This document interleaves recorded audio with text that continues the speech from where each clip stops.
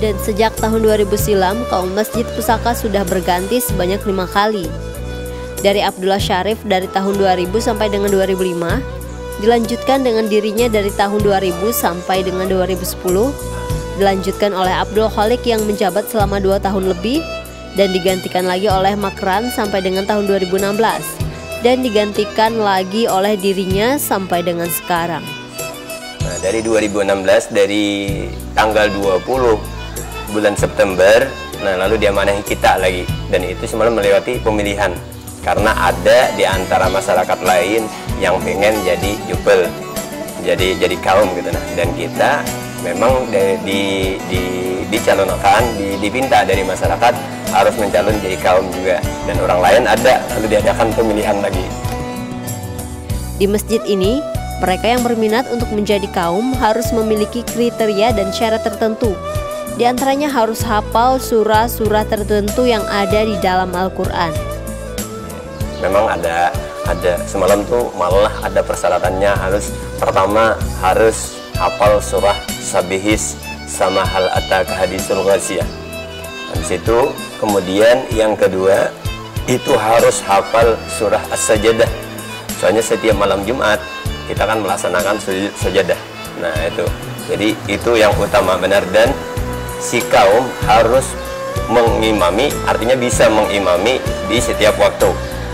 Nah kemudian juga si kaum apabila berhalangan hadir hari Jumat atau khatib, dia pasti harus bersedia katanya. Artinya minimal kaumnya itu harus bisa azan, bisa khutbah. Itu salah satu persyaratannya. Salah satu motivasinya menjadi kaum di Masjid Pusaka Banu Walawas sendiri adalah dapat membina masyarakat agar melaksanakan sholat berjamaah di masjid, khususnya di Masjid Pusaka Banu Walawas. Mungkin pertama sama sekali itu yaitu membina masyarakatnya, supaya kami di sini bilang cangkal beribadah berjamaah, itu nah harus di masjid kan. Banyak kalau dahulu itu ya jemaahnya kita kurang. Alhamdulillah sekarang ini sudah jalan terus gitu nah, dan jemaahnya setiap waktu ada gitu nah. Kalau di lain-lain mungkin ada cuman sedikit gitu nah. Kalau kita di sini paling kurang 1 shop setiap waktunya itu. Kalau maghrib sama yang lain, waktu yang lain zuhur itu mungkin lebih gitu nah. Cuman kalau subuh gitu nah, isya bisa itu shop lah. Yang penting kita pertama itu untuk ya supaya setiap waktu kita kawal berjamaah itu. Sedangkan hal yang paling mengesankan baginya selama menjadi seorang kaum adalah ketika diminta mensyahadatkan sekelompok orang yang ingin masuk Islam, yang dilakukan di Masjid Pusaka Banu Walawas ini. Dan sebagai seorang kaum, dirinya merasa bangga dan bersyukur.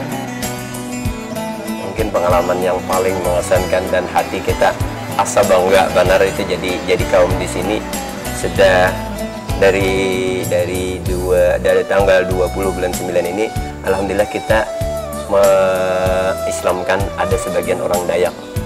Nah kalau yang seminggu yang telah lewat itu kita mengislamkan orang Dayak di daerah Ampah, masuk di pedalaman Patung, di daerah Unsum gitu ngaran kampungnya.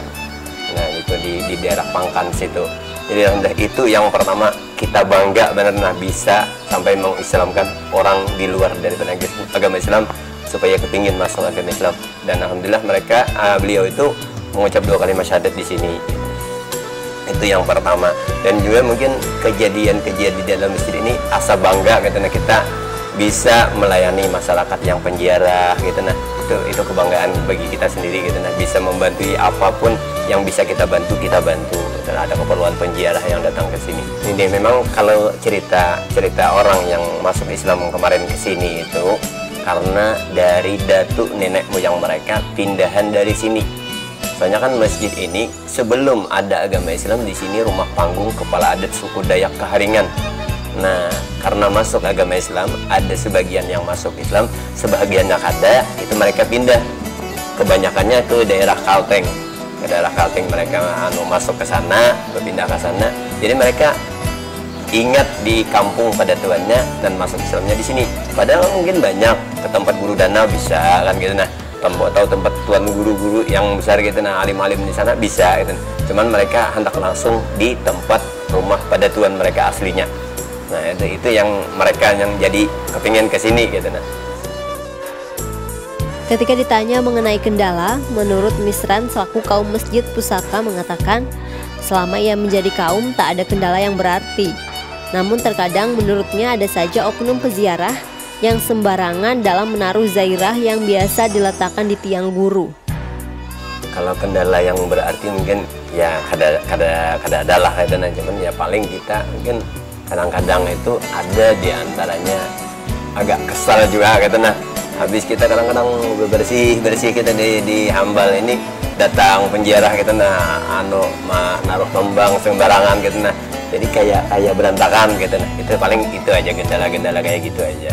Kalau yang lain ya alhamdulillah bisa kita atasi. Dan mungkin kalau kita itu rasanya kalau untuk memelihara masjid ini, kalau bagi kita pribadi gitu, nah harus ada dua prinsipnya. Pertama sabar, kedua syukur, itu aja. Jadi kita memegang itu, pertama sabarnya, kedua syukurnya gitu. Nah Sedang untuk suka duka sendiri menurut Misran ya beraneka ragam. Seperti halnya yang ia rasakan. Ia merasa senang dan bangga karena dengan menjadi kaum masjid ia bisa selalu menunaikan sholat dengan berjamaah. Sedangkan untuk dukanya sendiri ya tidaklah terlalu berarti. Kalau sukanya ya mungkin karena kita bisa setiap waktu kita berjamaah, kemudian dapat melayani penziarah gitu. Nah itu aja kalau sukanya gitu. Nah kita setiap waktu kawah berjamaah gitu. Nah itu kan kebanggaan bagi kita gitu. Nah jika seandainya kita bukan penjaga masjid, mungkin ada suatu saatnya kita kada berjamaah. Nah itu kalau kita menjaga masjid, otomatis kan kita yang pertama gitu. Nah mengajak orang berjamaah itu kalau sukanya. Kalau dukanya ya mungkin ya gara-gara kesel hati aja gitu. Nah karena kita bersih ada penjara yang bikin bersabak-sabak lagi, itu aja mungkin.